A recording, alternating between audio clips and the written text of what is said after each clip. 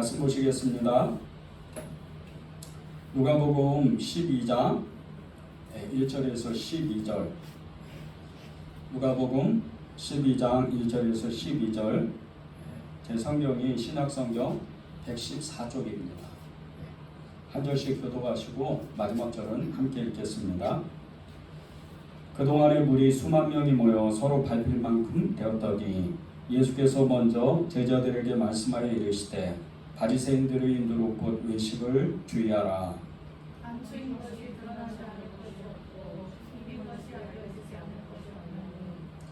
이러므로 너희가 어두운 데서 말한 모든 것이 광명한 데서 들리고 너희가 골방에서 귀에 대고 말한 것이 지금 위에서 전파되리라.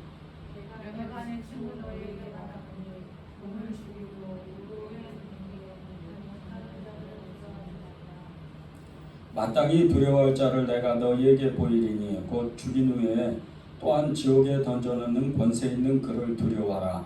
내가 참으로 너희에게 이르노니 그를 두려워하라.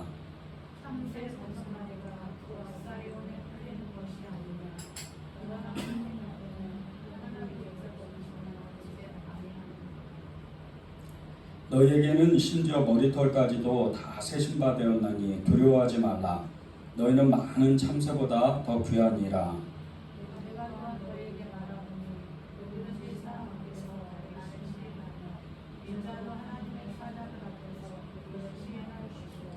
사람 앞에서 나를 부인하는 자는 하나님의 사자들 앞에서 부인을 당하리라.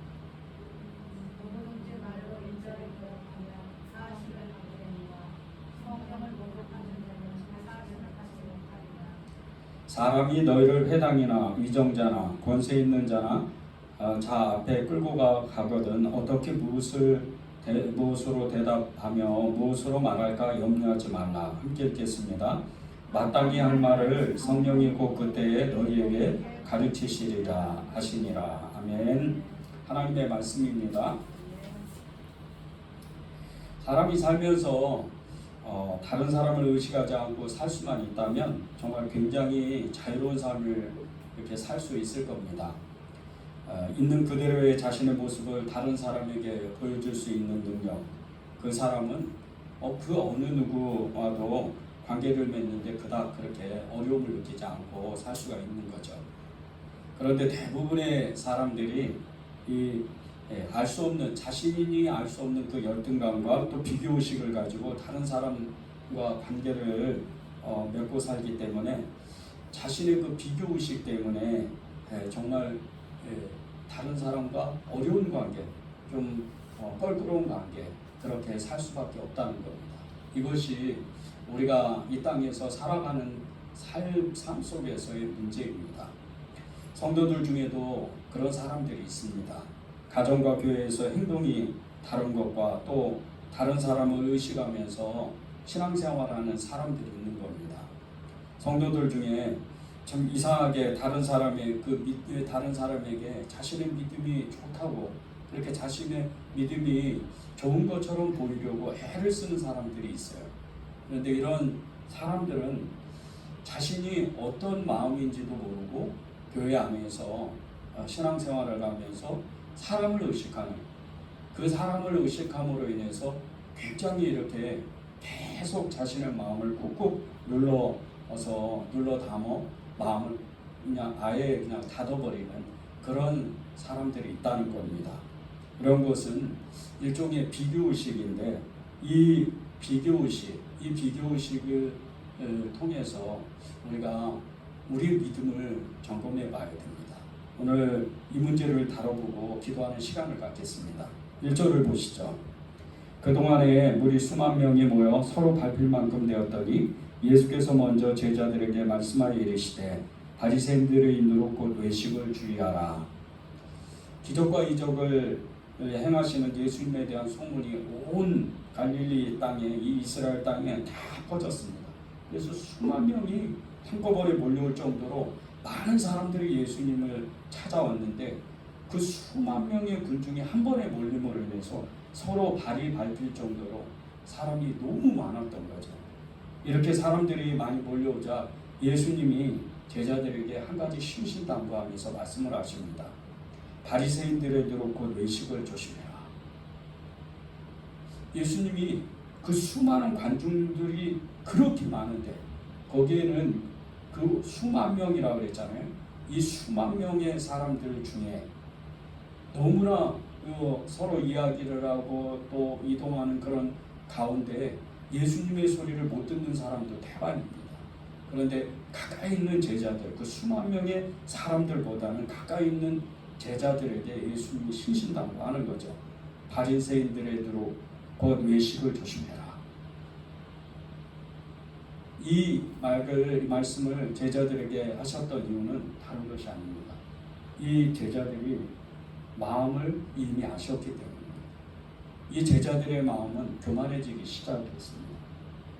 수만 명이 한꺼번에 모이고 자신의 선생님이신 이 예수님, 스승이신 예수님 앞에 많은 사람들이 갑자기 몰려오는 거예요. 왕처럼 되고 정말 엄청난 대예언자가 되는 이런 사람이 자기의 스승이고 그리고 자기의 선생입니다.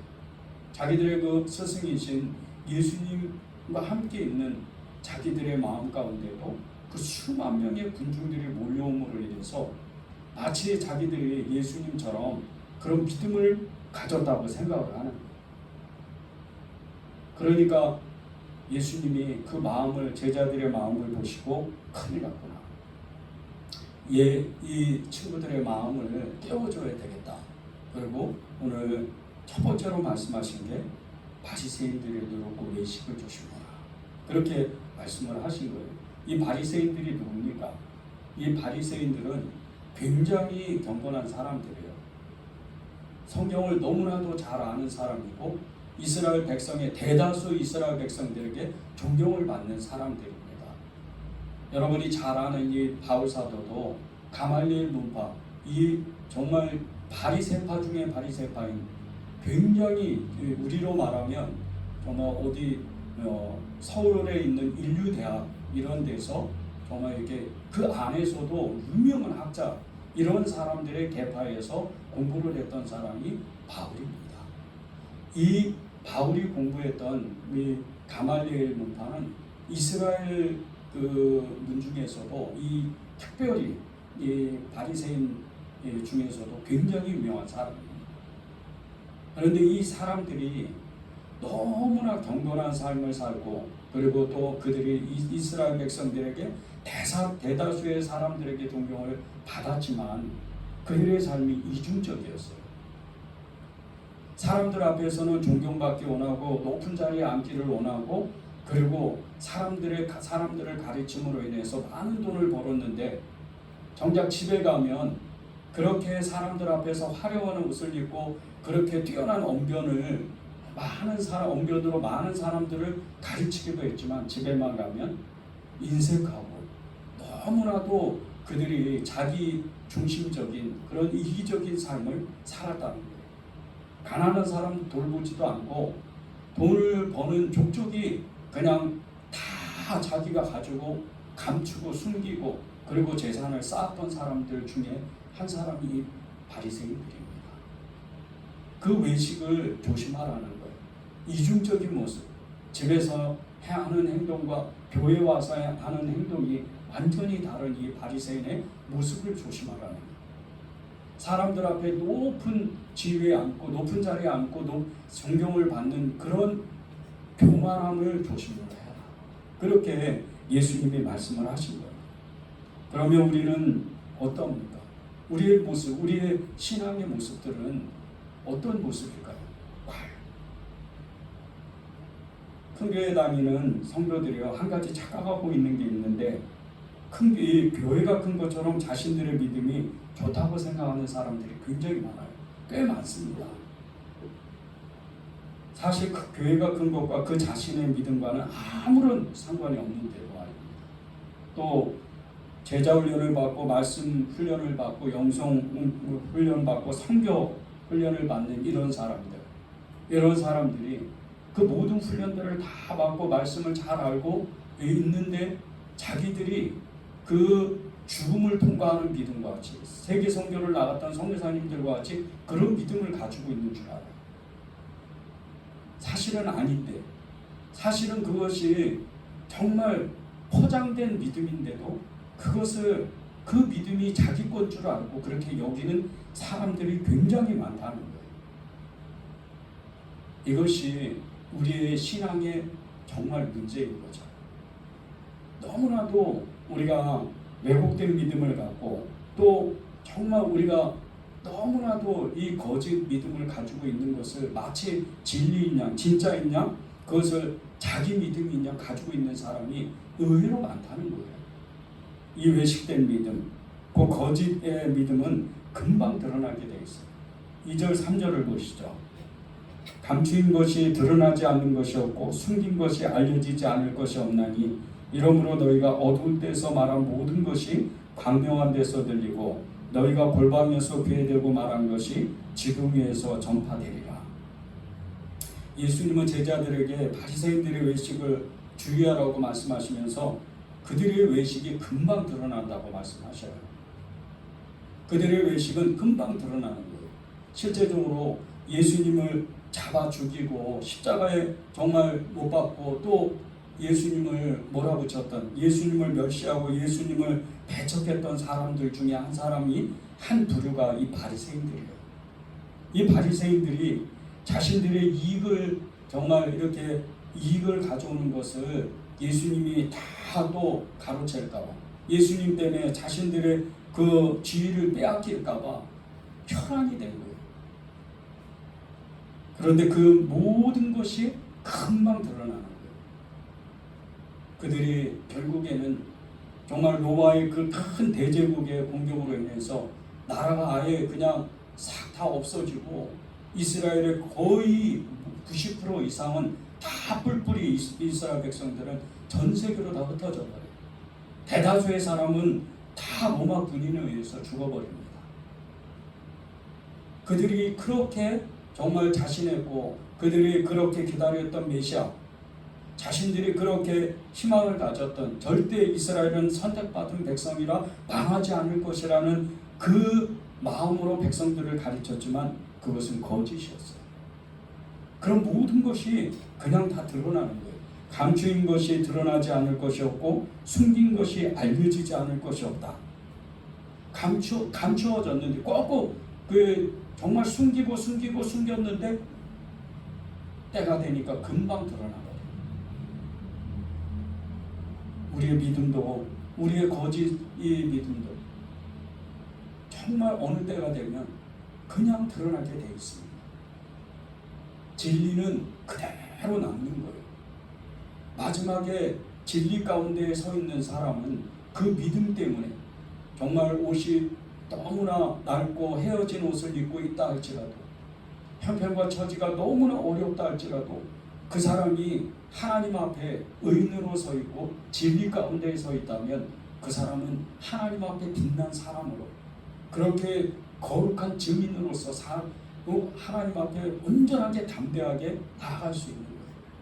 그런데 이 거짓의 믿음, 아무리 포장되고 아무리 세상에서 명예와 지위를 얻고 돈이 많은 부자가 됐다 하더라도 그 사람의 믿음이 정말 연약하고 허접한 믿음이었다면 불 가운데에서 모든 것이 다 태워지는 거예요. 마지막에 하나님의 불이, 심판의 불이 임하면 이 모든 것이 다 사그러지고 없어져 버려요.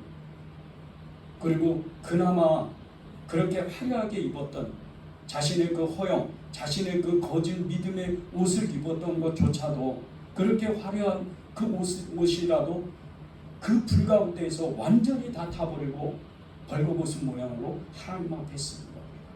그것이 계시록입니다. 금방 드러나게 돼 있어요.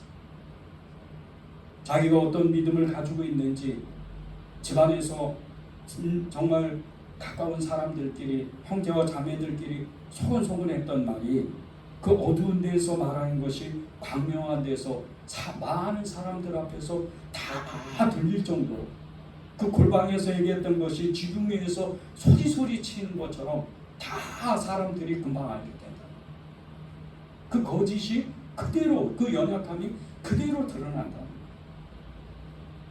예수님의 제자들에게 예수님께서 왜 바리새인의 외식 그 누룩을 조심해라.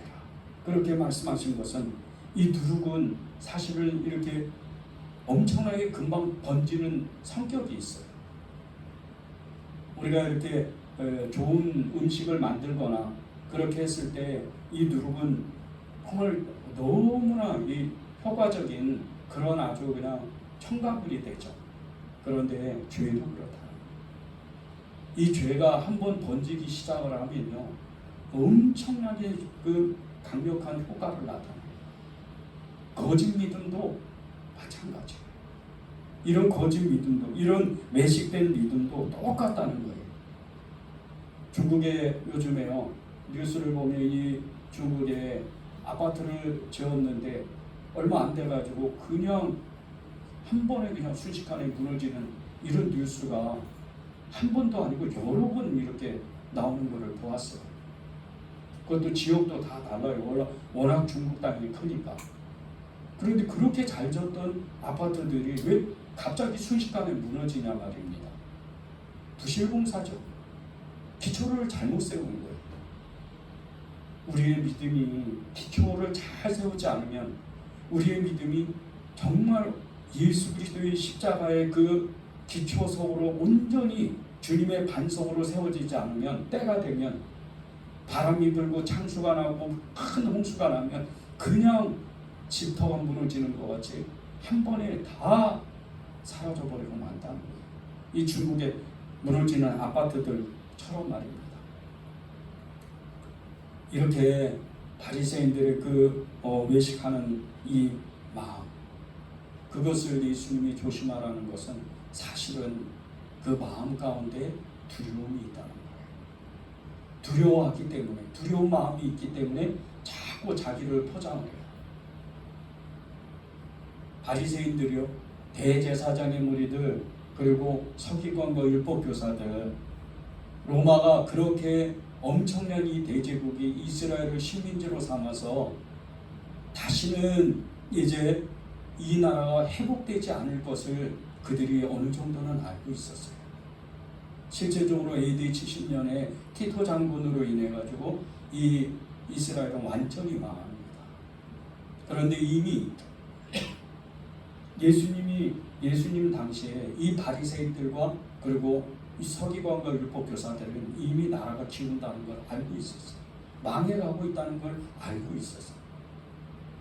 그런데 그들만 꼭 그 진리를, 그 진실을 숨기고 백성들에게는 알려주지 않아요. 자기들의 배를 불려야 되고, 자기들의 그 정말 자기들만 호요식 그렇게 먹고 잘 먹고 잘 살아야 되기 때문에 그들이 그렇게 포장하고 감추었던 것은 두려움이 있었기 때문에. 사람들이 알면 어떻게 하지? 사람들이 알면 이제 이 사람들이 우리를 신뢰하지 않고 각자 자기들의 나름대로의 삶을 살게 돼서 우리는 노동도 한번 해본 적도 없고 노동일도 해본 적이 없고 험한 일도 해본 적이 없는데 무엇을 먹고 살지? 앞으로 어떻게 살지? 어떤 방법으로 살지? 그런 두려움이 있었다는 거예요. 이 두려움은요, 굉장히 우리가 조심해야 될 겁니다. 우리도 신앙생활을 하면서 다른 사람이 나를 알아주지 않을까봐 굉장한 두려움에 휩싸여 있는 사람들이 많습니다. 그래서 자기 과시를 하고 또 사람을 무시하고 또 소외받을까봐, 자기 스스로 소외받을까봐 굉장히 애를 쓰는 거예요. 이게 다 사실은 두려움의 그 발로서부터 시작됩니다. 두려움으로 시작된 거짓 믿음입니다. 예수님은 이런 사람들에게 진짜 두려워할 대상이 누군지를 정확하게 말씀하셔요. 그게 4절 5절입니다. 내가 내 친구 너희에게 말하노니 몸을 죽이고 그 후에는 능히 더 못하는 자들을 두려워하지 말라. 마땅히 두려워할 자를 내가 너희에게 보이리니 곧 죽인 후에 또한 지옥에 던져넣는 권세 있는 그를 두려워하라. 내가 참으로 너희에게 이르노니 그를 두려워하라. 우리는 사람에게 창피당하고 모욕을 받아도 죽게 되는 게 아니에요. 이 한국 이 사회에서 한국 교회를 다니는 이 대한민국 땅 안에서 믿음 생활하는 성도들은 정말 이 예수님을 믿었다 해서 죽음에 이르는 것 같이 박해를 받지는 않아요. 그저 조금 무시를 당하고 또 왕따가 되기도 하고 그런 사람이 있을 뿐이에요. 그런데 대다수의 성도들은 그렇지 않아요. 일부의 사람들이 그런 거예요. 어떤 회사를 들어가거나 어떤 공동체 안에서 또 어떤 지역에서 삶을 이렇게 살아가게 될 때 우리가 직장 가운데에서 정말 기독교를 싫어하고 교회를 싫어하는 어떤 상사를 만나거나 그리고 또 동료를 만나거나 이렇게 되면 그 사람 때문에 그 환경 때문에 굉장히 힘들 수도 있어요. 그런데 대부분의 사람들은 교회를 다니면서 사실은 이 세상 가운데에서 살아가면서 직장에서도 그렇고 또 예수를 믿지 않는 사람들을 만나면서 자기가 누구인지를 정확하게 밝히지 않아요. 그렇기 때문에 세상 가운데에서 힘들고 지치고 무시당하거나 멸시받거나 이런 일을 겪는 경우가 거의 없어요, 사실은. 그런데 여러분이 내가 예수 믿는 사람입니다, 이렇게 정말 진실하게 얘기를 하기 시작을 하면 여러분 주위에 금방 여러분을 공격합니다. 이게 세상의 이치이기 때문에. 세상은 마귀의 영역이요, 또 세상은 마귀가 지배하는 이 곳이기 때문에 예수 믿는 사람을 싫어할 수밖에 없어요. 세상을 쥐고 있는 마귀가 세상 사람들을 움직이는 거예요. 그래서 예수님을 믿는 사람들을 계속해서 공격할 수밖에 없어요. 그렇지만 한국 이 사회에서는 그런 일은 드물다는 거예요.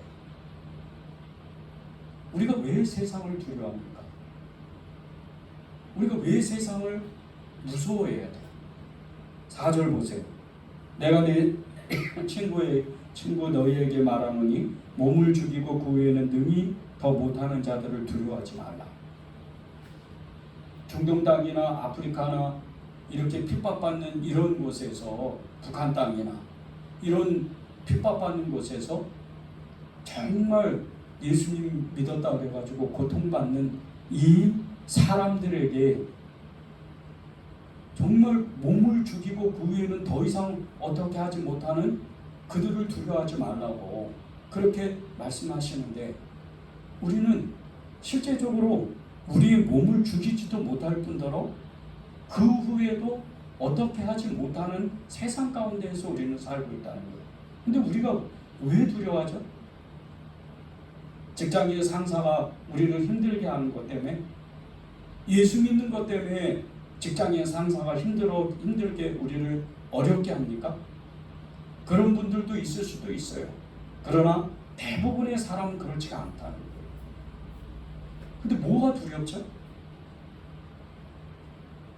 우리 안에 그 두려움이 세상에 대한 두려움, 어떻게 먹고 살까, 무엇을 하면서 살까, 그런 두려움이 막연하게 있다는 거예요. 그런데 주님은 5절에서 마땅히 두려워할 자를 내가 너희에게 가르쳐준다. 그것은 죽인 후에 또한 지옥에 던져넣는 권세가 있는 그를 두려워하라. 그것도 2번씩이나 말씀하셨어요. 내가 참으로 너희에게 이르노니 그를 두려워하라. 하나님을 왜 두려워해야 돼요? 하나님을 왜 경외해야 돼요? 여러분이 믿음을 가진 이상은 이 땅 가운데에서 살아가는 목적 딱 한 가지입니다. 여기서도 천국, 저기서도 죽어서도 천국으로 갈 수 있는 그 하나 때문에 여러분이 하나님을 두려워하는 거예요. 믿음이 없는 사람은 두려워할 필요가 없어요. 예수님이 믿어지지가 않는데, 그분이 믿어지지가 않는데 어떻게 두려워하는 마음이 있겠어요? 그런데 예수님을 믿는 이상, 그분이 나의 주님, 나의 하나님이라고 내가 고백한 이상은 하나님을 두려워해야 돼요.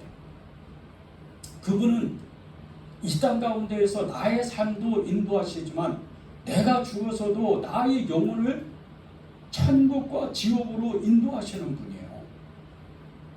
우리가 하나님을 온전히 믿지 못하면 지옥에 떨어질 수밖에 없어요. 그러나 하나님을 온전히 붙잡으면 우리가 천국에 가는 거예요.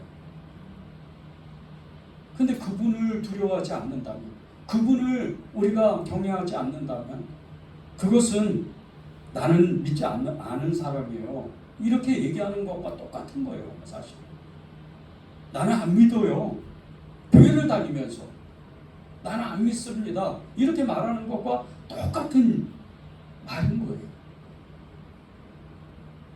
세상에 돈과 명예를 가진 사람, 권력을 가진 사람, 권세를 가진 사람, 이런 사람들은 두려우면서 하나님, 정작 하나님을 믿는 우리가 하나님을 두려워하지 않는 것, 이것은 나는 교회는 다니는데 예수님은 무서워하지 않아요, 이렇게 말하는 것과 똑같다는 거예요.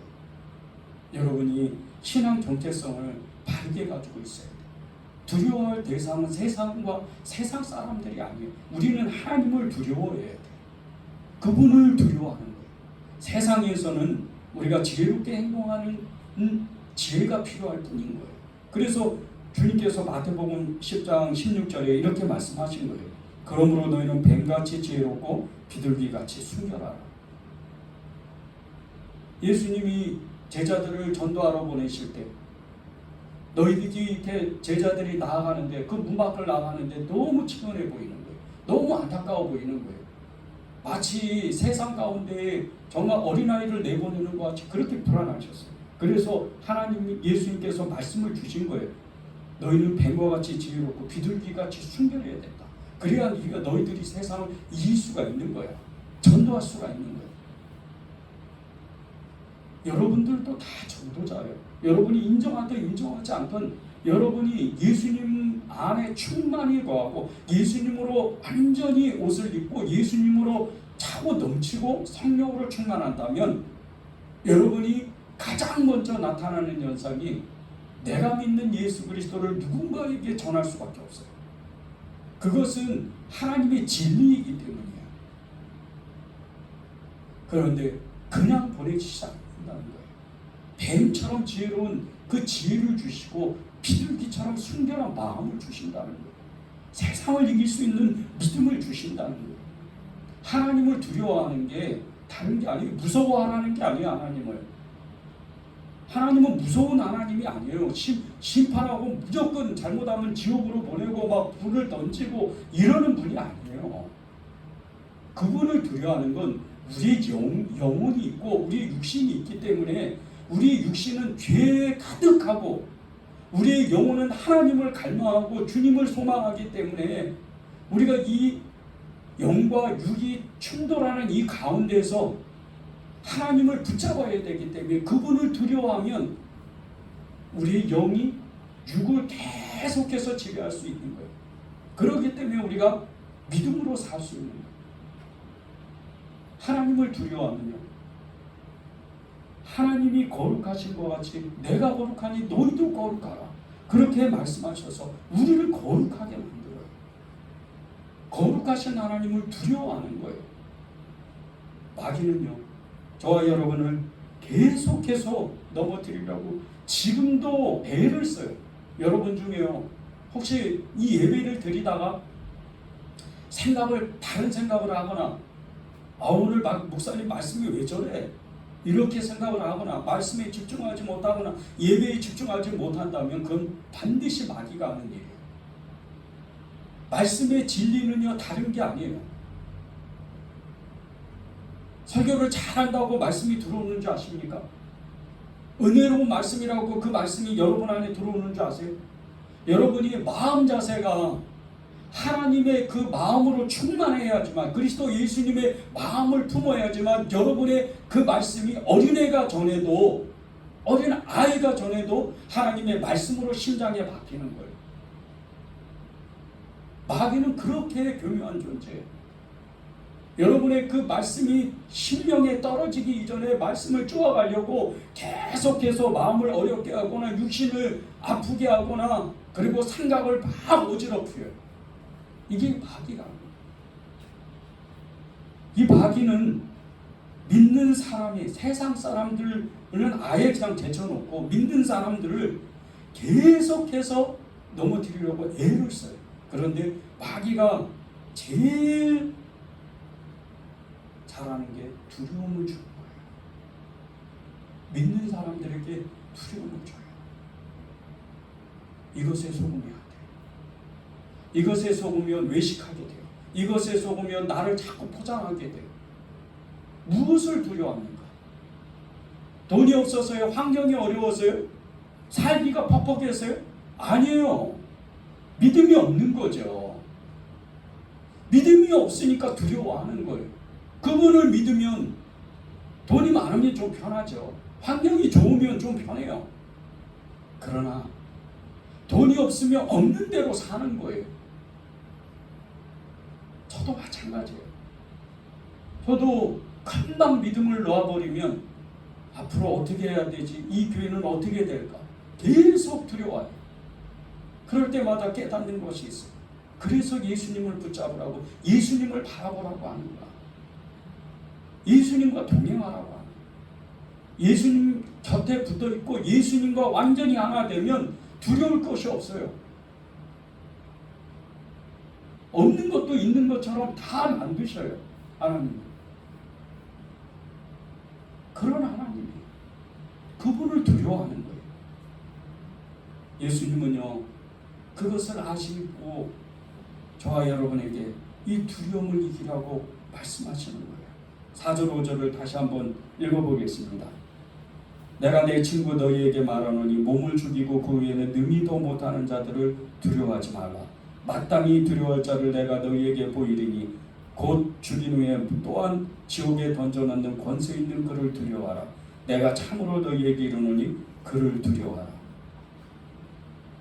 예수님은 이 말씀을 시작하시기 전에 제자들을 너무나 친근하게 부르셨어요. 4절 앞부분에 보십시오. 내가 내 친구 너희에게 말한다. 내가 내 친구 너희에게 말한다. 제자들을 너무 친근하게 부르십니다. 두려워하지 말라는 거예요. 이 친구라는 말이 얼마나 우리에게 큰 힘이 돼요. 예수님이 친구로 부르실 때 무서운 게 없는 거예요, 사실은. 여러분의 그 친구들이요, 조금 어려운 일이 있고 그리고 힘든 일이 있으면 내게 전화해가지고 정말 이렇게 위로를 받고 싶어서 오랫동안 서로 통화를 하잖아요. 그러면 우리가 친구를 사랑하는 마음으로 이렇게 좋은 말을 해주고 그리고 염려와 근심이 있는 그 친구에게 위로의 말을 주잖아요. 그러면 그 친구는 큰 힘을 받아요. 똑같은 거예요. 예수님은 제자들에게 내가 너희를 친구로 불렀다. 그래서 예수님이 요한복음 15장 15절, 요한복음 16장 33절에 이렇게 말씀하시는 거예요. 요한복음 15장 15절입니다. 이제부터는 너희를 종이라 하지 아니하리니 종은 주인이 아는 것을 알지 못함이라. 너희를 친구라 하였노니 내가 아버지께 들은 것을 다 너희에게 알게 하였습니다. 요한복음 16장 33절입니다. 세상에서는 너희가 환난을 당하나 담대하라. 내가 세상을 이겼노라. 예수님은 우리를 친구로 부르시는데 그냥 부르시는 게 아니고, 보세요. 내가 세상을 이겼다. 너희가 세상에서 환난을 받을 수도 있겠지만 담대해라. 내가 너희와 함께 있다. 너희의 친구인 내가 함께 있다. 너희가 세상을 이길 수 있도록 내가 힘을 줄 거야. 그렇게 말씀하시는 거예요. 그러니까 두려워하지 말라고 하시는 거예요. 그리고 마땅히 두려워할 뿐 하나님 아버지를 두려워하라는 거예요. 그분을 두려워하면 그분께 힘을 주신다는 그 말씀인 거예요. 그분이 우리에게 힘을 주신다는 거예요. 이 두려움을 이기는 게 우리의 큰 과제예요, 사실. 모퉁이돌 성교회라고 북한 성교회 이 성교단체가 있어요. 2015년도에 11월에 그 모퉁이돌 성교회 그 홈페이지에 2015년 11월에 수록된 그 북한 성도의 간증 이야기가 있습니다. 북한 교도소에 수감되었던 이 수진이라는 자매가 있었는데 무슨 일인지 몰라도 이 교도소에 수감이 되었어요. 그런데 그곳에서 자기보다 나이가 많은 한 언니를 이렇게 만났어요. 이 언니를 통해서 예수님을 전해 듣고 예수님을 영접하게 되었는데 이 언니라는 분이 또 한 가지를 전해 주었어요. 네가 이제 이 교도소를 나가면 살 길이 퍽퍽할 때 중국을 건너가라. 그리고 중국에 가서 내가 도움을 받은 어떤 선교사님이 있는데 그 선교사님을 만나라고 그렇게 권면을 받았어요. 때가 돼서 이 수진이라는 자매가 감옥에서 나오게 되었는데 정말 이렇게 감옥에서 풀려나고 나니까 한국이 살 길이 막막한 거예요. 그래서 어찌어찌해서 중국에 가서 그 언니가 말한 성기사님을 찾아가서 도와달라고 부탁을 했어요. 그런데 이 성기사님이 이 처음 본 수진 자매를 아무 이유도 없이 그냥 무한정으로 도와주는 거예요. 그렇게 큰 도움을 받고 이 수진 자매가 마음이 열렸어요. 그리고 이 언니로부터 전해들은 이 예수님의 복음, 이 예수님을 더욱 깊이 공부하게 되었어요.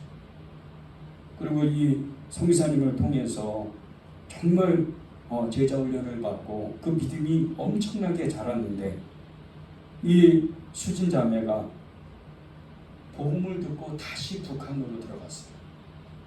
북한으로 들어가서 전도하기 시작을 합니다. 그런데 단 1년 만에 이 북한에서 27명이나 전도를 했어요. 그리고 북한 지하교회를 만들었어요.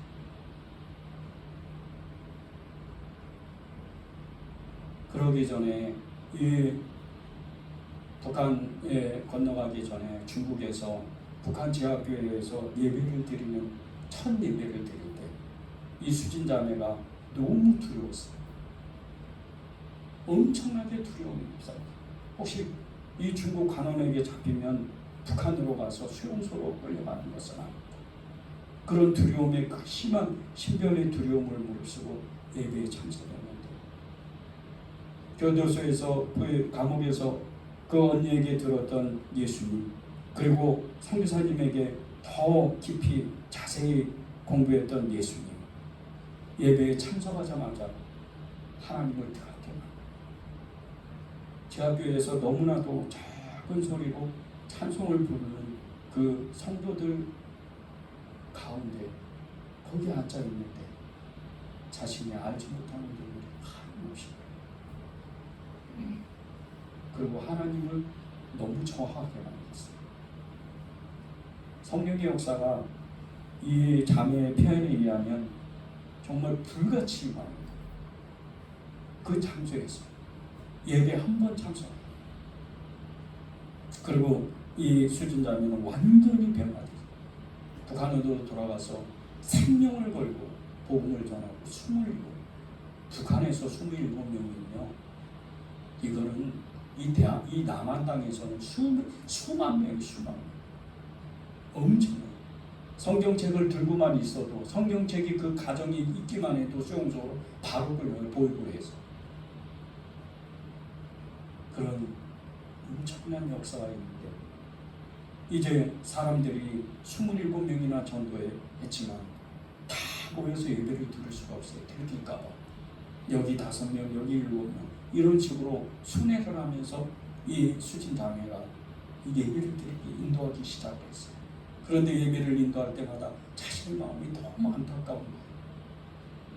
이 성경의 말씀, 복음의 말씀을 전하고 싶은데 잘 전하고 싶은데 너무 이 성경 지식이 짧으니까 마음이 안타까워요. 그래서 기도했어요. 하나님 제게 지혜를 주십시오. 그런 기도를 간절하게 하는 중에 중국을 계속해서 왔다 가라는 마음을 주시고 그리고 중국을 정말 산을 쭉 그 높은 산을 넘어가서 걸어가서 그렇게 밤에 펄레 중국을 건너가서 공부하고 또 며칠 만에 돌아오고 그런 일을 여러 번 했어요. 그리고 또 다시 북한에 들어가면 성도들을 또 가르치는 거예요. 그런데 이 중국과 북한 땅을 오고 가며 밤에 산길을 가는데 무서울 만도 한데 여자라 계속해서 찬송을 봐. 나 같은 주인 그 찬송을 부른 하염없이 이제 죽어도 요한이 없다. 나는 천국 간다. 그 마음으로 정말 하나님 앞에 이 두려움을 이기고 생명을 거는 이 두려움을 이기는 그런 믿음의 사람이 됐어요. 지금은 어떻게 됐는지 우리는 알지 못하죠. 우리는 알 수가 없습니다. 그러나 이 수진자매가 이 세계 기독교 박해국 1위인 이 북한 땅에서 복음 전도자로서 살게 된 것은 무엇 때문이었을까요? 예수님을 정확하게 만났다는 거예요. 그리고 그는 그 예수님을 통해서 죽음에 대한 두려움을 느꼈어요. 우리는 도대체 무엇입니까? 저와 여러분은 무엇을 두려워합니까? 우리는 무엇을 두려워해야 돼요? 먹고 사는 거? 북한 사람들보다 우리가 더 힘들게 먹고 사는 게 어려워요? 굶어 죽어요? 뭐 때문에 어렵죠? 정말 어려운 게 뭐죠? 우리가 무서워하는 게 뭐예요? 사람들에게 비교의식이에요. 남들보다 잘 살아야 되고 남들보다 더 뛰어나야 되는 이 열등감, 알지 못하는 이 비교의식, 이게 두려움인 거예요. 이거를 떨쳐버리지 못한다면, 이것을 이기지 못한다면 하나님을 두려워할 수가 없어요. 하나님을 두려워하라고 그러잖아요. 예수님은요, 저와 여러분에게 그냥 두려워하지 마, 그렇게 말씀 안 하세요. 두려움을 이길 수 있는 방법을 알려주셔요. 예수님은 인색하신 분이 아니에요. 은혜가 풍성하신 분이에요. 11절 12절을 보십시오. 사람이 너를 회당이나 위정자나 권세 있는 자 앞에 끌고 가거든 어떻게 무엇으로 대답하며 무엇으로 말할까 염려하지 말라. 마땅히 할 말을 성령이 곧 그때에 너희에게 가르치시라 하시니라. 예수님께서 제자들에게 때가 되면 너희들이 유대인들이나 위정자들, 권세자들 앞에 끌려갈 때가 있을 거다. 그때 그 사람들 앞에서 무엇을 말할까, 어떻게 행동할까, 그거 염려하지 말라는 거예요.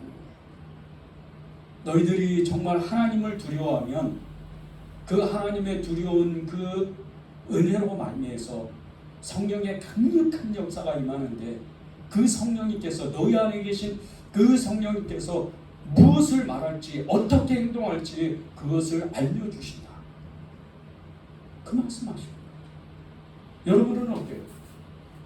이 수진자매에게 있던 이 죽음을 뛰어넘는 믿음이 성령 안에서 일어났는데 똑같이 여러분에게도 있는 거예요. 여러분 안에도 그 믿음이 있어요. 여러분 안에도 그 성령님이 계시는 거예요. 그분만 의지하는 거예요. 그분만 의지하면 여러분도 수진자매와 같이 여기서 박해받는 건 아니지만 때로 사람들에게 조롱을 받고 직장 가운데에서 어려움을 겪어도 사람들에게 무시를 당해도 능히 그것을 이길 수 있다는 거예요.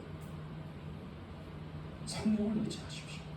성령이 여러분을 인도하실 거예요. 그분만 의지하면, 그분만 내 안에서 역사만 일어나면 여러분도 수진자매와 같이 그런 엄청난 믿음의 사람이 될 수가 있다는 거예요. 8절 9절에 보면요, 사람 앞에서 하나님을 시인하는 사람에 대한 말씀이 나와요. 이 말씀은요, 우리가 도저히 우리 힘으로는 할 수 없는 일이에요. 사실은 8절 9절을 보십시오. 내가 또한 너희에게 말하노니 누구든지 사람 앞에서 나를 시인하면 인자도 하나님의 사자들 앞에서 그를 시인할 것이요 사람 앞에서 나를 부인하는 자는 하나님의 사자들 앞에서 부인을 당하리라. 우리가 이 일상을 살면서요, 흔히 정말 평소에 잘 안 되는 것 중에 하나가 뭔지 아십니까? 여러분의 그 직장 상사, 정말 나를 힘들게 하고 그 사람의 입에서, 그 사람의 손에서 나의 어떤 진로가 결정이 된다면 그 사람 앞에서 내가 담대하지 못하죠. 그 사람 앞에서 내가 예수 믿는 사람이라고 떳떳하게 말할 수가 없어요. 우리가 세상 사람들과요, 특별히 나하고 무슨 나의 삶에 관련된 사람들, 위정자들이나 권력자들, 그리고 이런 상사들, 이런 사람들하고 상대하게 될 때요, 우리가 예수님을 믿습니다, 나는 예수님의 사람입니다, 나는 예수님을 믿습니다, 이렇게 고백하는 순간 여러분은 이제 그때부터 고통의 시간이 다가오는 거예요. 그것을 각오하고 하나님 앞에 나가요. 그런데 이 사람 앞에서 하나님을 시인할 수 있는 능력이 성령으로 되어진다는 거예요. 견딜 수 있는 힘까지 생기는 거예요. 우리가 그 사람들을 이길 수는 없어요. 그러나 그것을 능히 견딜 수 있는 사람이 되는 거예요. 그 믿음의 사람이 돼요. 저는 예수님 믿고 2번의 직장 가운데에서, 직장 생활하는 가운데에서 굉장히 어려움을 겪은 적이 있었어요. 한 번은 정말 이 어떤 상사를 통해서 직장을 그만둬야 되는 그런 일까지도 간 적이 있었어요. 그런데 저는 그때 정말 성령을 의지해서 끝까지, 마지막까지 정말 유종의 미를 거두는 그런 심령으로 그 사람을 미워하지 않고 끝내 그 직장에서 좋은 관계로 그 직장을 나왔어요. 지금도 가끔 그 직장에서 함께 일했던 사람들이 이렇게 가끔 연락이 오는 수도 있었어요. 사람도 있어요. 그런데 그런 사람들이 제가 그때 2년 가까이 그곳에서 믿음의 사람으로서, 예수님을 믿는 사람으로서 그 취했던 행동들, 그것을 보고 나중에 누가 전도해주도 않았는데, 제가 무슨 교회 나오라고 예수 믿으라고 한 것도 아닌데 그냥 자기들의 인생이 쓸쓸하고 외롭고 고독해질 때 스스로 교회를 나갔다는 거예요. 그런데 그것이, 그 원인이, 제가 그때 많은 사람들에게 억울해도 말하지 않고 무슨 일에도 참아내는 그것을 보고 자기의 마음이 바뀌게 됐다는 거예요. 여러분이 세상 가운데에서 성령을 의지하고 사람들 앞에서 하나님을 시인하고 예수 그리스도를 믿는 사람으로서 여러분이 세상 사람들에게 고백되어지는 그 고백할 수 있는 그 능력은 오직 성령이에요. 그분을 전심으로, 정말 그분이 충만해질 때까지 끝까지 그분께 매달려야 돼요. 그러면 여러분의 그 믿음이 말할 수도 없이 상승이 되는 거예요. 2017년 9월 15일 국민일보 미션 라이프의 그 기획 기사 중에요, 이런 기사가 있었어요. 크리스찬 직장인 일터에서 안녕하십니까? 그 기사의 일부가 오늘 일부가 있는데 제가 전해드리겠습니다. 여러 사례가 있는데 직장에서 예수님을 믿는다고 해서 술자리에서 무안을 당하고, 그리고 직장 생활하면서 일부러 주일날 이렇게 회사에 놀러 가는 그런 일을 만들고, 그래서 굉장히 어려운 일들을 이렇게 서로 많은 사람들이 나눴는데, 그 중에 하나, 예수님을 믿는 사람으로서 직장에서 편견을 이겨낸 그 한상기 씨라는 이 간증이 너무 인상적이에요. 의사였던 그는 병원에 출근하는 첫날부터 크리스찬임을 밝혔어요. 그런데 그때부터 이제 동료 의사들, 간호사들, 그 병원의 행정 직원들이 굉장히 무시하기 시작하는 거예요. 마치 이 사람을 이 투명인간처럼 보듯이 아예 그냥 제쳐놔버렸어요. 이 한상기 씨가 마음이 얼마나 상했는지, 정말 이것이 믿음의 사람이 세상 가운데서 살아갈 수밖에 없는 환경인가? 이런 마음을 가졌다. 그러나 그는 철칙없이 기도하고 성령님을 의지해서 정말 하나님의 그 사랑으로 틈틈이 그냥 여러 사람들에게 과자나 또 이런 사탕을 준비해서 그 병원의 병원장부터 동료 환자들을 찾아다니면서 꾸준히 인사를 하고 끊임없이 친절하게 되었어요. 그러던 어느 날 1년 정도가 지난 어느 날에 환자들로부터 너무나 정말 친절하게 대하는 모습을 체험하고, 그리고 동료 의사들이나 간호사들 그리고 행정 직원들 사이에서도 너무나 이렇게 없어서는 안 될 그런 직장 동료로서 대우를 받기 시작했다는 거예요. 그리고 그 1년이 찬 어느 날부터 이 한상기 씨는 자신과 뜻이 맞는 예수 믿는 직원들과 매주 금요일날 점심시간대에 예배를 드리게 됐다. 그런데 이 한상기 씨가 그런 과정을 어떻게 겪었겠어요? 한상기 씨는 힘들다고 중도에 포기하지 않고 하나님의 은혜를 정말 까먹지 않기 위해서 전심으로 기도하고 전심으로 그들을 사랑했다. 이게 성령의 능력이 아니면 할 수가 없는 능력이에요. 지금 현대사회에서, 이 한국 사회에서는요, 우리가 믿음으로 산다는 게 얼마나 어려운지 몰라요. 지금은 우리가 박해받는 것은 아니지만 우리 직장 가운데에서, 우리 세상 가운데에서 믿음으로 사는 사람들이 우리 나름대로의 힘들고 지치고 어려운 일들이 굉장히 많이 있습니다. 하나님도 이 모든 것을 하시고, 그래서 히브리서 11장 36절에서 38절의 말씀으로 우리에게 힘을 내라고 하시는 거예요. 제가 읽어드리겠습니다. 또 어떤 이들은 조롱과 채찍질뿐 아니라 결박과 옥에 갇히는 시련도 받았으며 돌로 치는 것과 톱으로 켜는 것과 시험과 칼로 죽임을 당하고 양과 염소의 가죽을 입고 유리하여 궁핍과 환난과 학대를 받았으니 이런 사람은 세상이 감당하지 못하느니라.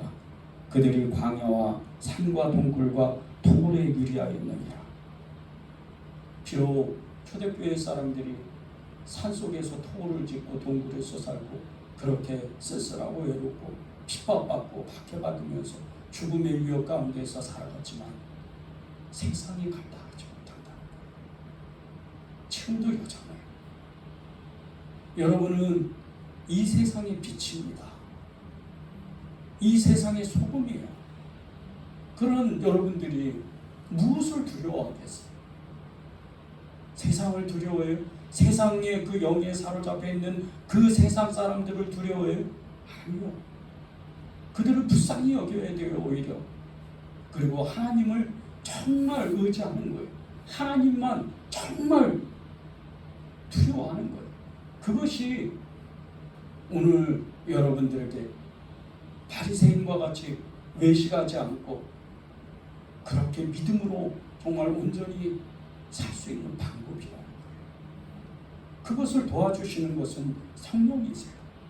그 성령님을 전심으로 의지하는 거예요. 제가 누가복음 2장 11절 12절을 마지막으로 읽어드리겠습니다. 사람이 너희를 회당이나 위정자나 권세 있는 자 앞에 끌고 가거든 어떻게 무엇으로 대답하며 무엇으로 말할까 염려하지 말라. 마땅히 할 말을 성령이 곧 그때 너희에게 가르치시리라 하시니라. 하나님은 여러분에게 정말 죽지 못해서 마지 못해서 예수님 믿으라고 절대 말씀 안 하셔요. 피할 길을 다 예비하시고 능력을 주시고 그리고 믿음을 주셔요. 그것만 의지하면 되는 거예요. 그런 한 주가 이 한 주 동안 여러분에게 충만하기를 간절히 바랍니다.